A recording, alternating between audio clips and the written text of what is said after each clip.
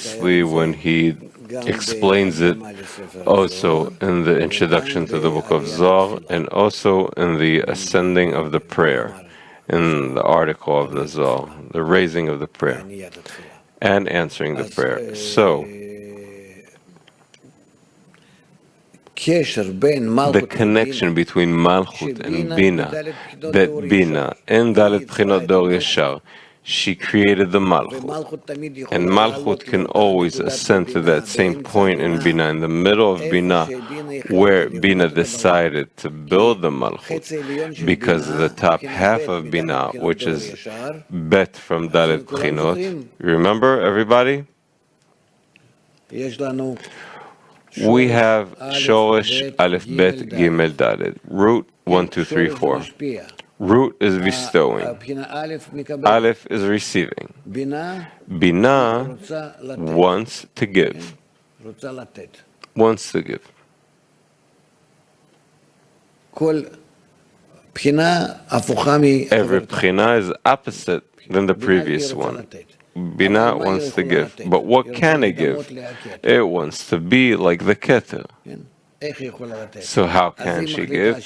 So she decides that she's going to build a desire like Bchina Aleph, and then she'll be able to give. So she builds Zeranpin, which is a desire where she takes it from Chokhmah and builds receiving in order to bestow from it. And that exactly resembles the Keter. Meaning, later on another deficiency is revealed, and then the Malchut is made. Malchut, in order to implement it, to realize itself, it feels where it comes from. It feels it's coming from here, from the half of Bina. The bottom half of Bina here, that is Rosh for Zeranpin. This is Rosh of Zeranpin. Zeranpin is the only goof, that's why it's called Zeir, small. Because Bina decides for it, everything. The Zat of Bina.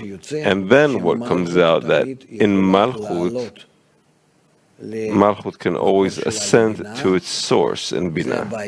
That's its home, that's its womb, that is the place that it was born from. That's why Bina is called first Hay, the first overcoming, and Malchut is called the lower Hay.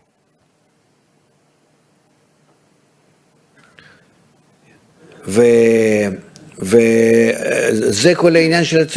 that's the whole matter of the second restriction, that Malchut doesn't want to work with itself, can't work with itself, as if enters restriction, that same place where it was born, where it was given birth from, it started expanding, as if it wants to go back in its mother.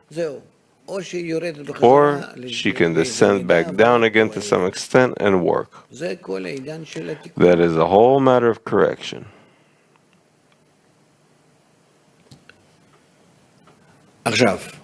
Now, from that, when I can come back to my root and come out of it and be independent and come back again to my root and again become independent. By that I can constantly ascend to my root, but on a higher degree, all the way up to Ein Sof, to the Dalet Bchinot.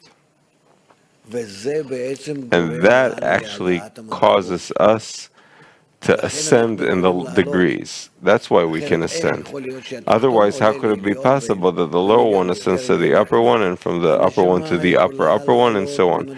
The soul can rise, can ascend on those degrees all the way to Ein Sof, because it always has like an upper one from it that is actually the place of birth, only more internal. And if I discover my Malchut more coerced, more egoistic, so then I need like upper force that's stronger, more altruistic, and then I have such a connection. Then I need it. I'm integrated in it. Let's say on behalf of the Tzimtzum, if I have a small will to receive, so I can't feel any threatening. So I'm clinging a bit to the upper one. If I feel a big will to receive, I feel threatened, fears. So I need the upper one, a greater upper one, a stronger upper one in order to hide in it. That's the whole matter. The hide me under your wings and so on. What we do, it's under the Shekhinah, right? That we want to hide ourselves. That's it. So, there's the matter that there's an opportunity for the lower one to raise all the way up, because every time from below they add a view, and from above he can attain a higher upper one, and he attains him by annulling towards it. First he's integrated there in the womb, in Binah, in the middle, and afterwards from there he can start taking forces and opening himself more and more.